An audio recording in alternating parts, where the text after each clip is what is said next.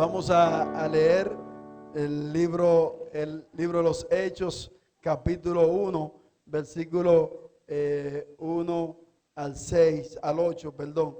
Gloria a Dios. Y leemos en el nombre del Padre, del Hijo y del Espíritu Santo.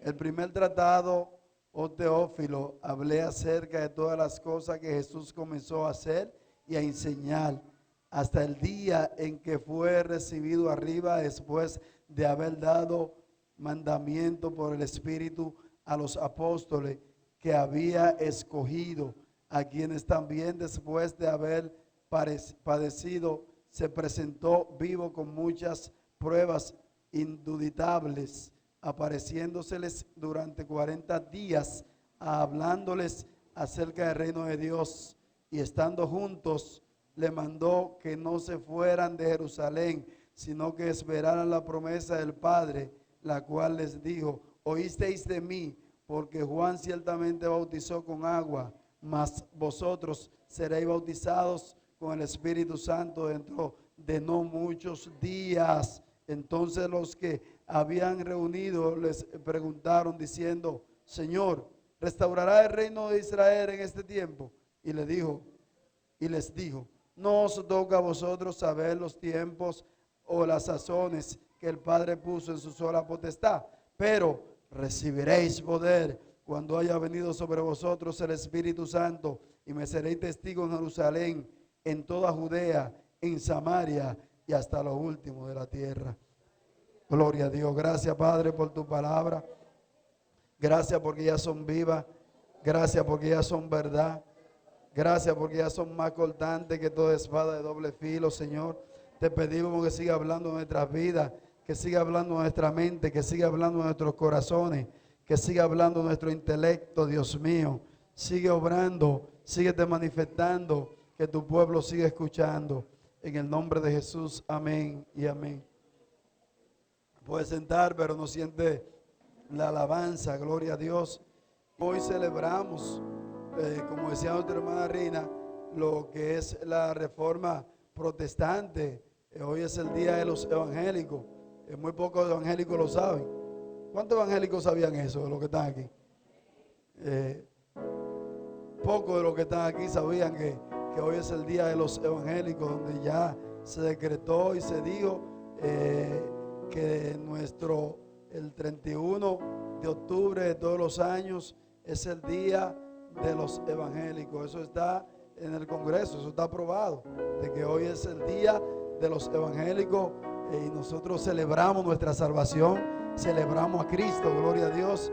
En un día como hoy, en el 1517, fue realizada lo que es la reforma protestante, donde Martín Lutero grabó las 95 tesis, las 95 declaraciones en contra de lo que es la indulgencia y el papado.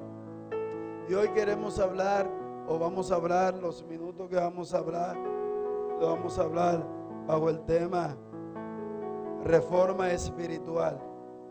Reforma espiritual. Reforma espiritual es el tema que vamos a tratar. Y cuando hablamos de reforma, estamos hablando de modificación de una cosa con el fin de mejorarla. Cuando hablamos de reforma, estamos hablando de modificar algo, pero modificarlo con el fin de ¿qué? De mejorarlo, con el fin de que seamos mejores, con el fin de que aquellas cosas que se está haciendo sea mejor que la que estaba. Cuando hablamos de reforma, estamos hablando de cambio, estamos hablando de transformación, estamos hablando de cambio para mejora. Y eso es el significado que nos da el diccionario. Pero dado significado, porque ahí mismo habla también de la reforma protestante, la reforma religiosa. Ahí mismo en el diccionario usted busca el significado de reforma y le da la reforma secular, que es la modificación de una cosa con el fin de mejorarla, pero a la vez dice también, dice reforma religiosa, que fue la reforma protestante que se dio o se consolidó en el 1517. 17, cuando Martín Lutero clavó las 95 tesis, hubieron otros reformadores, hubieron personas que intentaron la reforma 100 años antes de Martín Lutero, no teniendo resultado, como Juan Hus, que fue puesto en la hoguera por tratar de llevar reforma, y otros también que intentaron en los tiempos de él. Muchos seguidores de Juan Hus estuvieron por realizar esa reforma protestante, pero no se pudo dar, donde se quería desligar lo que era el cristianismo del catolicismo, donde se quería desligar aquellas prácticas que eran contra la Biblia, y muchos comenzaron, muchos intentaron, muchos iniciaron, pero no tuvieron el resultado en el momento, pero sí 100 años después, entonces Martín Lutero clava las 95 tesis en la iglesia de Wittenberg, donde habla en contra de todas aquellas cosas que estaban opuestas a lo que es Dios y a lo que es la palabra de Dios. Se tuvo que enfrentar al papado, a grandes mandantes, a grandes sicarios. Gloria, sicario. Sí, se tuvo que enfrentar a grandes sicarios, porque a todo el que no aceptaba lo que ellos decían, lo que decía la iglesia católica, la iglesia del momento, entonces eran acusados de hereje y lo mandaban a matar, lo metían en la hoguera, lo decapitaban y todas esas cosas. Y Martín Lutero tuvo que enfrentarse a todos ellos. Los que se presentan o se mencionan como los grandes reformadores fueron Juan Calvino y Martín Lutero, que ahí fue que se consolidó lo que es la reforma protestante, la reforma religiosa, donde se decía que las personas que tenían algún pariente que había fallecido, entonces comprando una indulgencia, un certificado, la gente pagaba y usted no acababa de entrar bien el dinero en el recipiente y ya la persona salía del purgatorio, echando el dinero antes de caer al recipiente. Inmediatamente las almas de esos familiares iban saliendo, y así era muy fácil, así era muy bien decirle a la gente que un perdido, un familiar suyo, un familiar mío que estuviera perdido, y usted con pagar una indulgencia, con pagar un certificado, ya ese familiar iba a salir del purgatorio, del infierno. Entonces usted lo pagaba con facilidad para que su familiar saliera. Y Martín Lutero, después de comenzar a estudiar las escrituras, después de analizarla y ver que no era cierto lo que ellos decían, entonces se levanta contra todo eso, se levanta contra la corriente, se levanta contra el orden, se levanta contra lo establecido por el papado. Y ahí entonces tiene seguidores y tiene gente en contra, porque siempre las reformas van a tener seguidores, pero también van a tener opositores, van a tener gente en contra, van a tener personas que se van a oponer a que eso se dé, pero también van a tener personas a su favor, que esos son los que van a dar la fuerza para que la reforma continúe. Se dio esa situación y la iglesia salió del anonimato, comenzó ya la iglesia a desligarse, comenzaron la gente a abrirse el entendimiento, comenzó la imprenta y comenzaron a imprimir la Biblia, que para ese entonces no todo el mundo tenía una Biblia, porque una Biblia para alguien tenerla era el sueldo de un año completo. El sueldo de un año completo. Y imagínense, ¿quién iba a tomar el sueldo de un año para entonces comprar una Biblia? Nadie. Entonces comenzó la imprenta y comenzó a imprimirse la Biblia, y comenzó a correr la Biblia, y comenzó a correr la tesis de Martín Lutero, y comenzó a correr todo eso, y el pueblo fue abriéndose el entendimiento y fue saliendo de la ignorancia y fue saliendo de la esclavitud, fue saliendo del yugo que lo oprimía en ese momento, y el pueblo se sintió libre. Y eso es lo que hoy le llamamos, un resumen de lo que hoy le llamamos la reforma protestante. Pero la reforma espiritual que queremos tratar también en este momento, dijimos que la reforma es la modificación de una cosa al fin de mejorarla, al fin de cambiarla. Y eso fue lo que Cristo vino a hacer. Porque de modo que si alguno está en Cristo, nueva criatura es. Las cosas viejas pasaron y aquí todas son hechas nuevas. Todas son hechas nuevas. La reforma espiritual. El apóstol Pablo dijo que no tenemos lucha contra carne ni sangre, sino contra principados, contra potestades, contra gobernadores de las tinieblas, contra huestes espirituales de maldad en las regiones celestes. Y nos manda que tengamos la armadura espiritual en nuestro cuerpo espiritual. La armadura espiritual en nuestra vida espiritual. Pero necesitamos cada día esa reforma espiritual en nuestra vida. Necesitamos cada día ser renovados en el espíritu. En cuanto a la pasada manera de vivir, despojados del viejo hombre que está viciado conforme a los deseos engañosos y renovados en el espíritu de nuestra mente, de un nuevo hombre creado según Dios.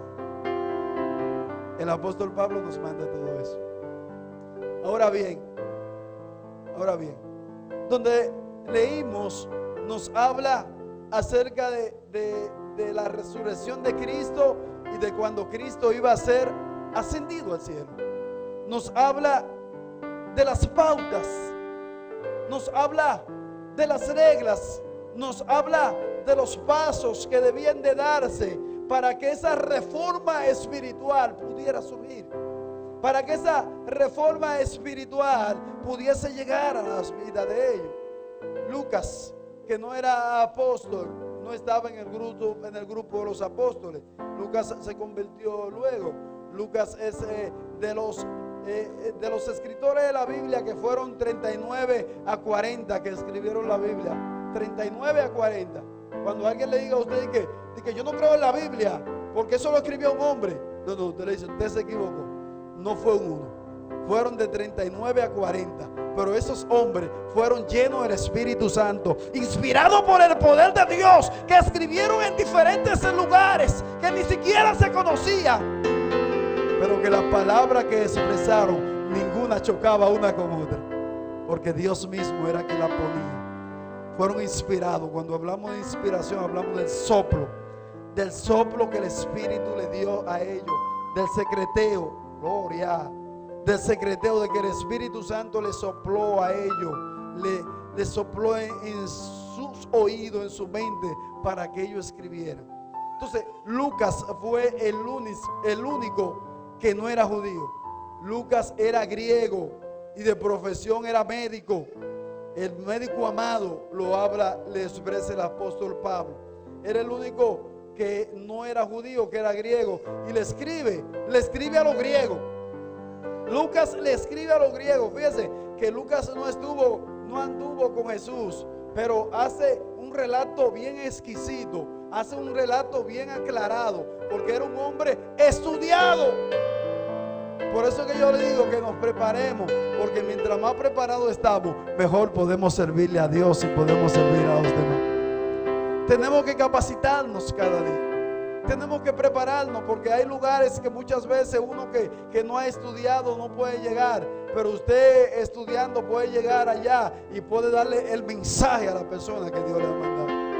Lucas era de origen griego, era médico de profesión, tremendo escritor que se dedicó a menoscabar, a buscar informaciones concerniente al reino. ¿Para qué? Para que sus oyentes pudieran captar la idea.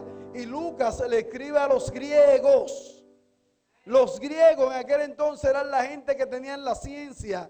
Los griegos eran las personas que tenían el conocimiento. Los griegos eran la élite de aquel entonces en el conocimiento. Y Lucas entonces le dice: ¿ustedes creen que ustedes tienen el conocimiento, la perfección? Ustedes creen que ustedes tienen la perfección, que ustedes lo tienen todo, pero yo ahora le voy a presentar el hombre perfecto. Gloria. Y presenta a Jesús como el hombre perfecto. Presenta a Jesús, él se lo presenta a los griegos y le presenta a Jesús como el hombre perfecto. Y ahí comienza a detallar y a escribir y a investigar, indagar todas aquellas cosas que pasaron con Jesús. El libro de los Hechos fue escrito por Lucas y el libro que lleva su nombre también. Ahora bien, seguimos hablando de reforma, pero para seguir hablando de reforma, yo quiero decir algo concerniente a los apóstoles. Si los 12 apóstoles solicitaran en alguna de nuestras organizaciones religiosas que tenemos hoy día, ser aceptado como obrero, muchos lo rechazarían. Si hoy los apóstoles fueran algunas denominaciones, congregaciones, para que lo aceptaran como misionero, como apóstol, ¿lo rechazaría? Sí. Si los apóstoles pidieran en este momento quizás ser parte del cuerpo de obreros de algunas instituciones, no serían recibidos. ¿Por qué? Porque estos apóstoles, discípulos, tenían malas cualidades. Cuando Jesús los llama, ellos tienen malas cualidades. Sí. Poca educación. Poca educación. Eran personas que estaban trabajando y no les dio el tiempo para estudiar, no se dedicaron directamente a los estudios, al contrario, como le dije, de Lucas, y al contrario del apóstol Pablo, que fueron hombres estudiosos. Pero los apóstoles no, tenían poca educación,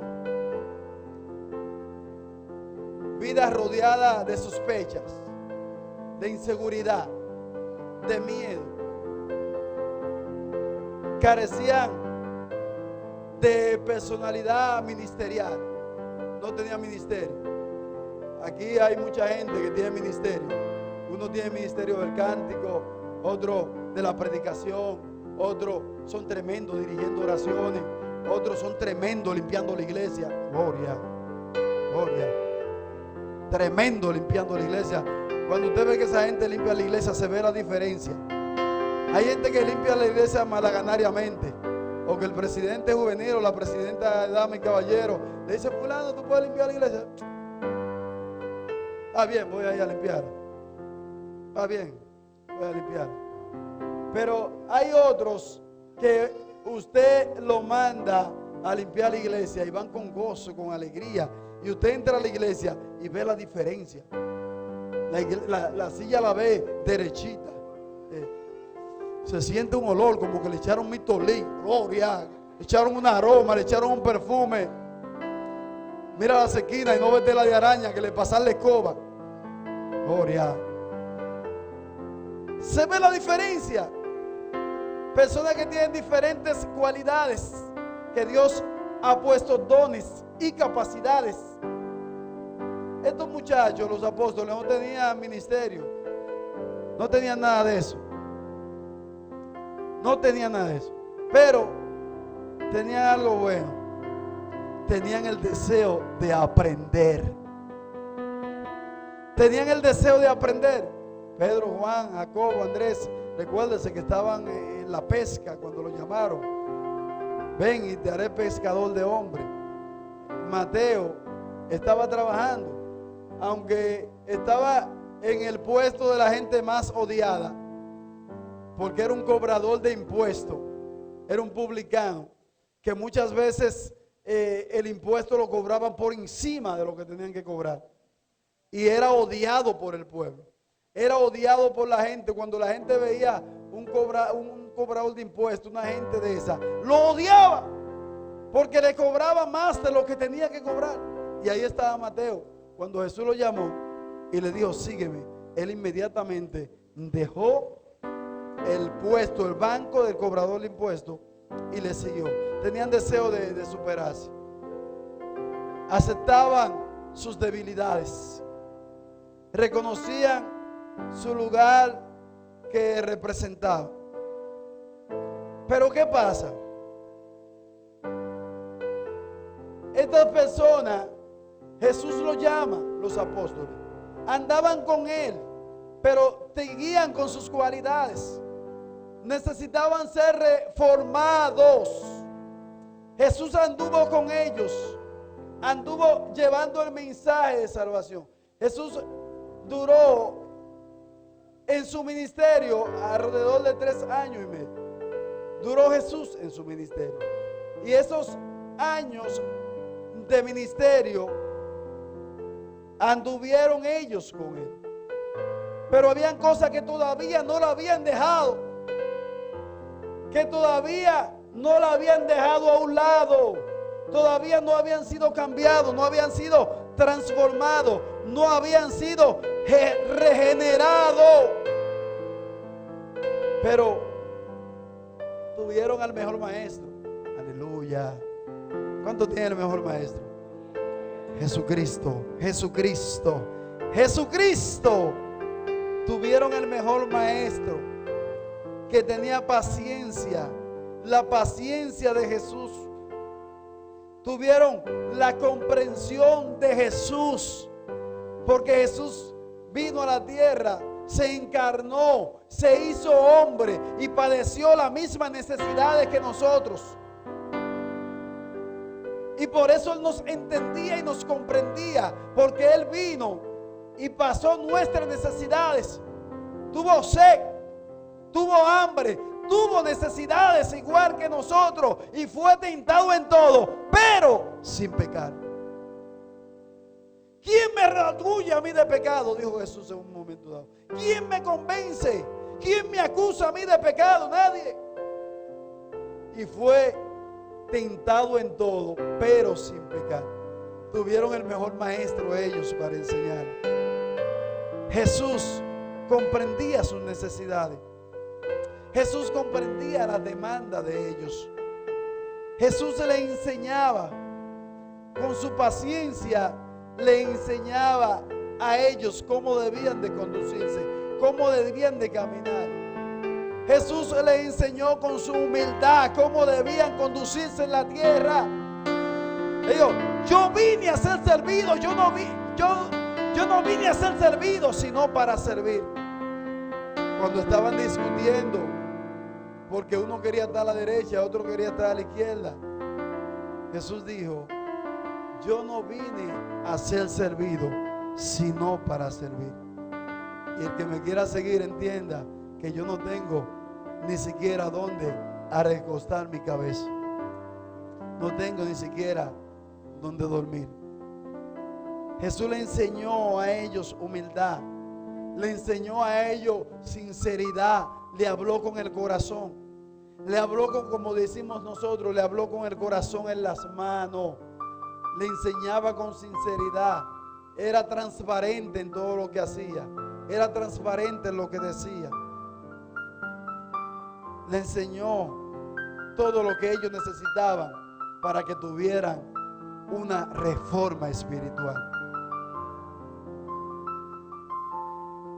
¿Qué pasa? Que Jesús anduvo con ellos, estuvo predicando con ellos, le estuvo enseñando cómo se hacían las cosas. Muchos de ellos no entendieron de una vez el mensaje. Muchos de ellos no se involucraron de una vez como debían de involucrarse. Muchos de ellos no atendían. Recuérdense que Jesús tenía unos cuantos que eran el círculo personal de él. No es que hacía sesión de personas, no es que hacía sesión de personas. Eso pasa muchas veces con nosotros en la congregación, que vamos a hacer un culto especial o vamos a ir a ungir a alguien y no agarramos a la iglesia entera, sino agarramos ciertas personas que entendemos que pueden ir con nosotros en ese momento. Ahora tenía a Pedro, tenía a Juan, tenía a Santiago, tenía a Jacobo, tenía a esa gente que estaban al lado de él, que estuvieron en la transfiguración, que estuvieron cuando murió la hija de Jairo, estuvo ahí también. En los momentos de intimidad de Jesús, esa gente estaban ahí al lado de él siguiendo. Pero necesitaban una transformación. Recuérdense que en un momento dado iban a reprender un demonio y tuvieron que llamar a Jesús porque no pudieron. Jesús incómodo. ¿Hasta cuándo estaré con ustedes? ¿Hasta cuándo estaré soportando? ¿No sabéis que este género no sale si no es con ayuno y oración? Estuvo enseñándole esos años que estuvo de ministerio en la tierra. Estuvo enseñándole cómo debían conducirse y cómo debían de actuar. Pero llega el momento en que Jesús tiene que partir de esta tierra. Por eso Jesús dijo: un poquito me veré y otro poquito y no me veré. Pero Él dijo que estaría con nosotros todos los días hasta el fin del mundo. Aunque no lo veamos, sabemos que Él está ahí con nosotros. Aunque no lo sintamos, sabemos que Él está ahí con nosotros, porque Él prometió que estaría con nosotros todos los días de nuestras vidas y hasta el fin del mundo. Oh, gloria a Dios. Todos los días de nuestra vida y hasta el fin del mundo. Todos los días de nuestras vidas y hasta el fin del mundo. Yo me voy, pero no lo voy a dejar solo. Yo me voy, pero le voy a mandar el otro consolador. Oigan, el otro consolador. ¿Y cuál era el otro consolador? El Espíritu Santo, el Espíritu de vida, el Espíritu de verdad, el Espíritu que clama por nosotros. Dice: Abba, Padre. Aquel que intercede por nosotros y en un gemidos indecibles. ¿Qué hemos de pedir como conviene? No lo sabemos, pero el Espíritu Santo intercede con nosotros con gemidos indecibles. ¡Ay, santo! Diciéndole a Dios que es. El Espíritu Santo nos dice a nosotros que algunas veces queremos pedir algo, queremos pedir cosas que no es, y el Espíritu Santo nos mueve a pedir lo que es. Lo que nosotros necesitamos, porque no es lo que nosotros queremos, sino lo que nosotros necesitamos. Porque de querer queremos todo. Y recuérdense que dijo Dios mismo que el corazón del hombre es de continuo el mal. Y queremos pedir muchas cosas que son negativas. Y muchas veces pedimos y no recibimos porque pedimos mal para gastar en nuestro deleite. Pero el Espíritu Santo que Cristo dejó, que es el otro consolador, entonces nos guía a lo que debemos de pedir y lo que necesitamos en el momento. Jesús le dijo: me voy, pero no lo voy a dejar solo, sino que le voy a dejar el otro consolador para que esté con ustedes, para que los guíe, para que los lleve por el camino indicado. Y se mantuvo con ellos, guiándolos en su trayectoria. Pero llega el momento en que Jesús tiene que partir.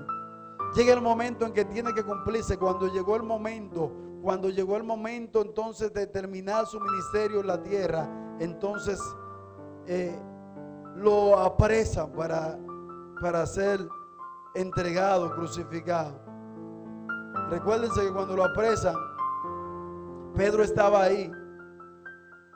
Y Pedro saca la espada y le tira el machetazo al guarda. El guardia hábil se mueve y solamente le lleva la oreja. Él no le tiró a llevarle la oreja. Él no le tiró a llevarle la oreja. Pedro no le tiró a llevarle la oreja. Pedro le tiró a llevarle la cabeza. Pero él se movió y le lleva la oreja. Entonces Jesús dijo: tranquilo, muchacho. Tú no sabes que yo tengo legiones de ángeles a mi favor. Que si yo pidiera legiones de ángeles van a venir y me van a rescatar. Pero mi propósito no es ese. Mi propósito es morir por cada uno de ustedes. Gloria a Dios por Jesucristo. El propósito es morir por ustedes. Entonces se muere.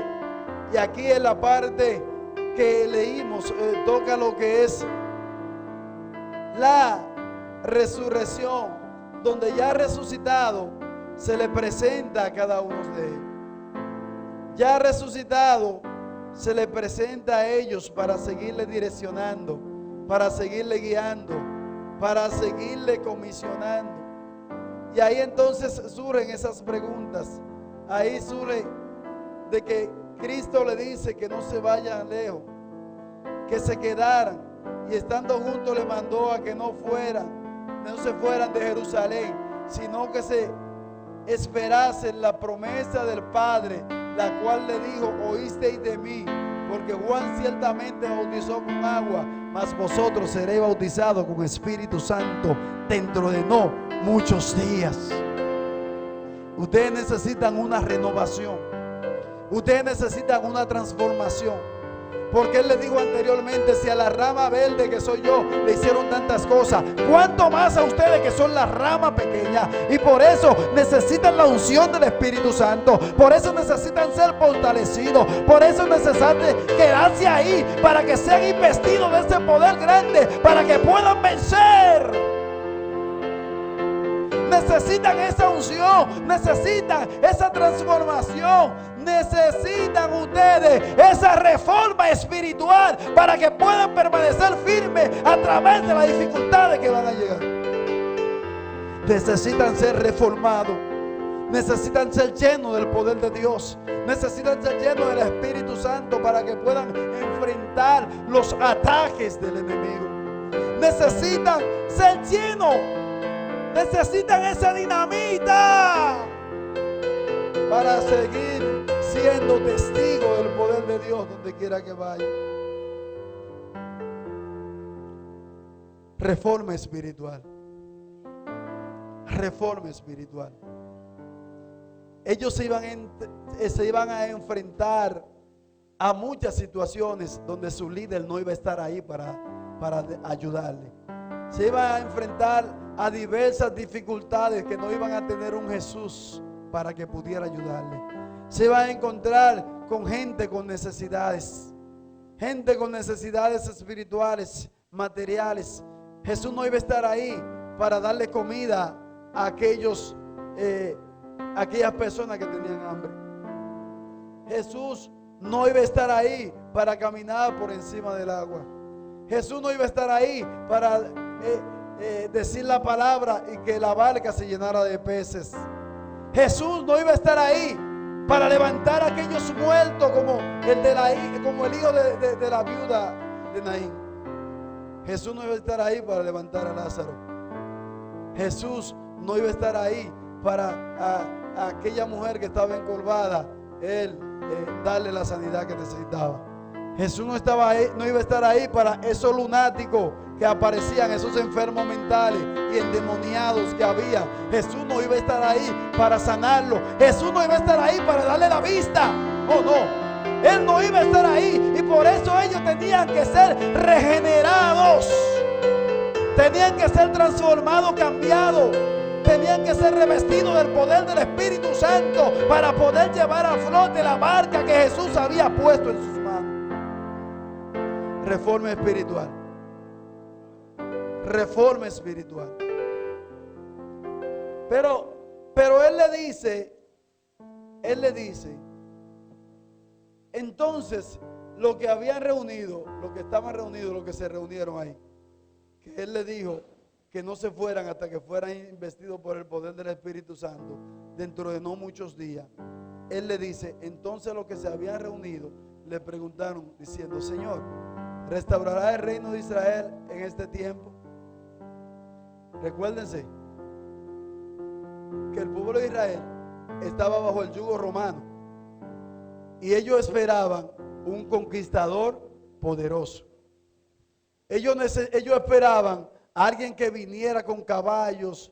Por eso ellos no quisieron aceptar a Jesús como rey, porque ellos esperaban a un ejército que viniera con caballos y que viniera con todo eso.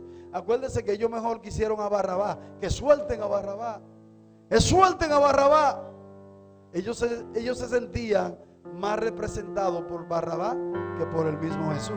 ¿Por qué? Porque Jesús vino a hacer un trabajo espiritual. Jesús vino a hacer un trabajo espiritual y ellos estaban esperando a ese que viniera con caballo, que viniera con espada, que viniera con lanza y que se fajara con todos los romanos y lo matara a todos y le devolviera el reino a ellos. Eso era lo que ellos estaban esperando. Por eso ellos le preguntan a Jesús y le dicen: Señor, ¿Restaurará el reino de Israel en este tiempo? ¿Restaurará? Ya Él resucitó, ya Cristo había resucitado. ¿Restaurará el reino de Israel en este tiempo? Ahora ya tú resucitaste, ya tú vas a matar a los romanos, ya va a acabar con todo y nos va a devolver el reino a nosotros. Porque ellos estaban mirando lo físico. Hay gente que no mira las cosas espirituales. Hay gente que está mirando los materiales. Pero dice que buscar el reino de Dios y su justicia, y las demás cosas vendrán por añadidura. Hay que buscar el reino de Dios primero. Hay que poner las cosas, la vista en las cosas de arriba. Hay que mirar, poner la vista en Dios, en las cosas que no perecen. Ellos estaban poniendo su vista en las cosas materiales. Pero Jesús le dice y le dijo: no os toca a vosotros saber los tiempos o las sazones que el Padre puso en su sola potestad. Y ahí fue que llegamos. Pero recibiréis poder cuando haya venido sobre vosotros el Espíritu Santo. Las cosas espirituales. Recibiréis poder cuando haya venido sobre vosotros el Espíritu Santo.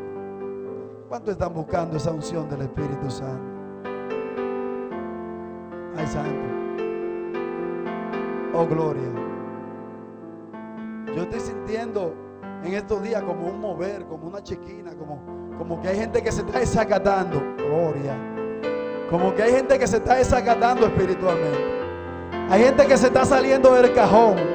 Hay gente que se está saliendo de la normalidad. Hay gente que se está saliendo de las cosas triviales y se está metiendo en las cosas importantes, en las cosas que son de Dios, en las cosas que son del cielo, en las cosas que aprovechan. ¡Oh, gloria! Hay gente que se está saliendo del cajón. Ay, ay, ay, ay, ay. Hay gente que se está levantando como el hijo pródigo y está diciendo: ya basta de comer algarroba, ya basta de estar con los cerdos, ya basta de apacentar cerdos, ya basta de estar en cosas inmundas, en cosas impuras. Me levantaré, iré a la casa de mi padre y le diré: Padre, he pecado contra el cielo y he pecado contra ti. Ay, ay, ay, ay, ay. Pero voy para donde mi padre, voy para la casa de mi padre. Hay gente que se está saliendo del cajón, que está incómodo en la forma en que está viviendo, que está incómodo en la cosa que está haciendo, que está incómodo con lo que está haciendo y está diciendo: me voy a devolver para Dios, voy a volver a las cosas espirituales, voy a volver a mis andanzas. Voy a recuperar el terreno perdido. Voy a recuperar el terreno perdido. Voy a recuperar el terreno perdido. Me voy a poner en el camino y voy a preguntar: ¿dónde está la senda antigua? Abasoja, urra catalanda soquenda, urremende leve sutakaya. Voy para ponerme en el camino. Voy a ponerme en el camino y voy a preguntar: ¿dónde está la senda antigua? ¿Dónde está la senda antigua? El camino del ayuno, el camino de la oración, el camino de la predicación, el camino de la lectura de la palabra, el camino de buscar a los amigos, el camino de levantarme de madrugada a orar. Abasoja. Hay gente que se está sintiendo incómoda y se está zapateando y se está levantando a las 3 a orar y se está levantando a las 2 de la mañana y está consiguiendo compañeros, está buscando gente. ¿Quién me ayuda? Y hay gente que está diciendo: cuenta conmigo, cuenta conmigo, cuenta conmigo.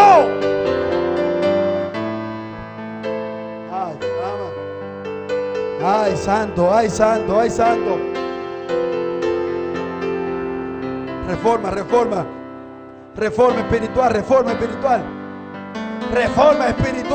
reforma espiritual. Hay que meterse con Dios como antes. Hay gente que son de la familia Abba. Yo oraba, yo ayunaba, yo predicaba, yo iba, yo voy. No. Hay que volver al presente, a decir: yo predico, yo oro, yo ayuno, yo me aparto para Dios como antes. Dios está demandando a gente que vuelva y pregunte el camino y que pregunte: ¿dónde está la senda antigua? Ay, gloria. Dios es el mismo ayer, hoy, por los siglos de los siglos. Dios quiere usarte como te usaba antes. Dios quiere usarte como te usaba antes. Dios quiere llevarte a lugares lejos como te llevaba antes. Porque recibiréis poder cuando haya venido sobre vosotros el Espíritu Santo. Los discípulos necesitaban una transformación. Los discípulos necesitaban un cambio. Los discípulos necesitaban una renovación. Los discípulos necesitaban un empuje. Necesitaban una dinamita para poder ejercer lo que Dios había puesto en sus manos. O se quedaron ahí. Habían alrededor de 500 personas. Habían alrededor de 500 personas. Pero comenzaron muchos a desesperarse. En el proceso muchos se mandan corriendo. En el proceso muchos lo sueltan. Muchos sueltan todo. En el proceso muchos dicen: patica, ¿para qué te tengo? En el proceso muchos cogen la maleta, la llenan y se desgaritan, no se sabe para dónde. Pero se desgaritan sin Dios, dejan a Dios atrás. En el proceso es necesario que usted se permanezca firme. En el proceso es el momento de usted seguir clamando: Señor, yo no entiendo, pero sígueme ayudando. Señor, yo no sé por qué, pero tú lo sabes. Señor, ayúdame, dame fuerza de tus fuerzas. No te pido que me quite este problema. No te pido que me quite esta prueba, pero sí te pido que me dé fuerza para llevarla. Que me dé de tu fuerza, Dios. Porque los muchachos se fastigan y se cansan. Los jóvenes flaquean y caen. Pero los que esperan en Jehová tendrán nuevas fuerzas. Nuevas fuerzas. Correrán y no se cansarán. Caminarán y no se fatigarán. Como búfalo no dará fuerza. Los discípulos necesitaban una transformación. Para ellos poder vencer necesitaban. Pedro dijo que le seguiría donde quiera. Y cuando lo crucificaron, que me dijeron que él era uno de ellos, se mandó corriendo. Juró por todo el mundo, por mi madre, que yo no soy uno de esos. Gloria a Dios. Juró que no, que yo no soy de eso. Que sí, que si tú te parece que no. Que no soy yo. Judas, que era uno también de los que estaba ahí, el tesorero, entonces lo vende por 30 monedas de plata. Necesitaban una transformación. Necesitaban una reforma espiritual. Pero habían alrededor de 500. Comenzaron a irse algunos. Se comenzaron a desesperar. Hay calor, hay hambre. Eso Él lo prometió, pero Él no vendrá nada. Eso es mentira. Ya ha pasado tantos días. Ya pasó un día, 2 días, 3 días. Hace demasiado calor aquí. Él no va a venir nada. Eso fue una imaginación. Se fue para siempre. Míralo ahí, ¿tú no lo ves? Él se fue. Él se fue. Entonces se quedaron 120. Hubieron 120 que dijeron: yo me voy a quedar. Y ahí entonces entra Hechos capítulo 2.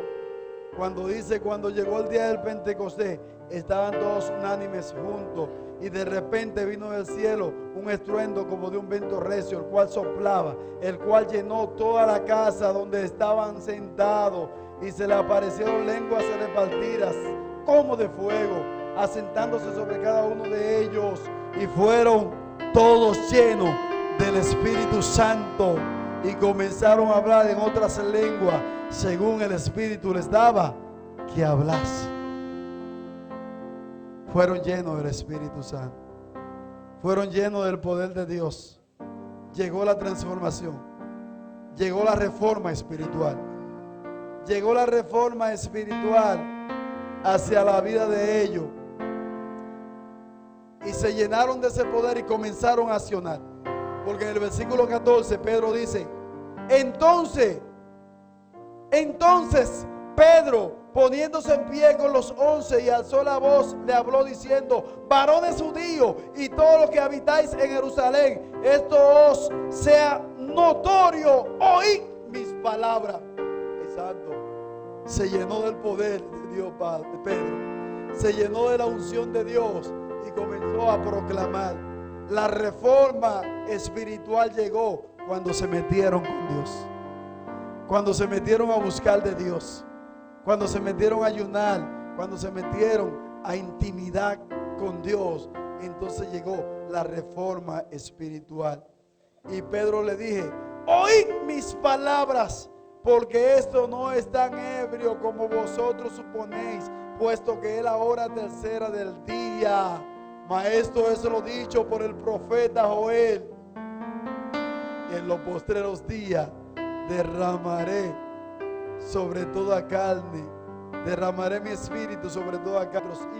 Vuestras hijas profetizarán, y vuestros jóvenes verán visiones, y vuestros ancianos soñarán sueños. La reforma espiritual se dio. Se dio la reforma espiritual y comenzaron a suceder cosas grandes. Pedro dio ese sermón. Se convirtieron alrededor de 3,000 personas. Luego entonces, en el capítulo 3, saliendo de orar, ¿de dónde? De orar, Pedro y Juan subían juntos al templo a la hora novena de la oración. Y era traído un hombre cojo de nacimiento, a quien ponían cada día a la puerta del templo, que se llamaba La Hermosa, para que pudiese limosna de los que entraban en el templo. Cuando vio a Pedro y a Juan que iban entrando en el templo, les rogaba que le diesen limosna. Pedro con Juan, fijando en él los ojos, le dijo: míranos. Entonces él les estuvo atento, esperando recibir algo de dinero. Mas Pedro dijo: no tengo plata ni oro, mas lo que tengo te doy. En el nombre de Jesús de Nazaret, levántate y anda. Reforma espiritual, reforma espiritual, reforma espiritual. De un lleva oreja, de un mochacabeza, se convirtió en un sanador, en un llevador de vida, en un llevador de esperanza a la gente. No tengo plata ni oro, pero lo que tengo te doy. En el nombre de Jesús de Nazaret, levántate y anda. Enseguida el hombre se levantó y comenzó a testificar y a danzar y a hablar de las cosas que Dios estaba haciendo. Se convirtieron alrededor de 5,000 personas. Y de ahí para adelante, Pedro jamás volvió a ser el mismo. Juan jamás volvió a ser el mismo. Ninguno de ellos volvieron a ser lo mismo. ¿Por qué? Porque experimentaron una reforma espiritual. De ahí para adelante es que se comienza a hablar de Pedro de verdad. Y se cumplió lo que dice la palabra: me seréis testigo en Jerusalén. Fueron testigos en Jerusalén. Fueron testigos en toda Judea. Ahí se pasaron a Samaria y fue grande la cosa que hubo en Samaria. Fue tremendo todo lo que sucedió en Samaria. Sanidades, revelaciones, brujos convirtiéndose, magos. Hubo de todo en Samaria. Y de ahí para adelante, ¿usted sabe qué pasó? Hasta lo último de la tierra. Pero tuvo que haber una reforma espiritual. Se hace necesario que cada uno de nosotros busquemos más de la presencia del Señor. Los tiempos son malos y peligrosos. El reino de los cielos sufre violencia, y solamente los violentos en Dios lo van a arrebatar. Recordando que no tenemos lucha contra carne ni sangre, sino contra principados y potestades. No mire a tu amigo, no mire a tu hermano, no mire al vecino, mira lo que está detrás de él. Reprende en el nombre de Jesús lo que está detrás de él o de ella. Vamos a tener la victoria.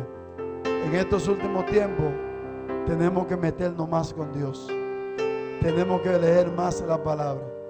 Tenemos que orar más, ayunar más, venir más al templo, sacar tiempo de calidad, orar antes de acostarme, orar en la madrugada, orar al despertarme. En todo tiempo que estemos conectados con el Señor, se necesita, para que podamos permanecernos firmes, necesitamos una reforma espiritual. tal y como los reformadores, Martín Lutero y los demás se levantaron y pudieron cambiar el rumbo de las cosas, se necesita que usted y yo nos metamos más con Dios para que el rumbo de las cosas en nuestras vidas y en nuestro entorno sea diferente en el nombre de Jesús. Gracias, Señor, por tu palabra. Gracias porque ellas son vivas y son verdad. Gracias porque a través de ellas tú nos hablas, nos bendices.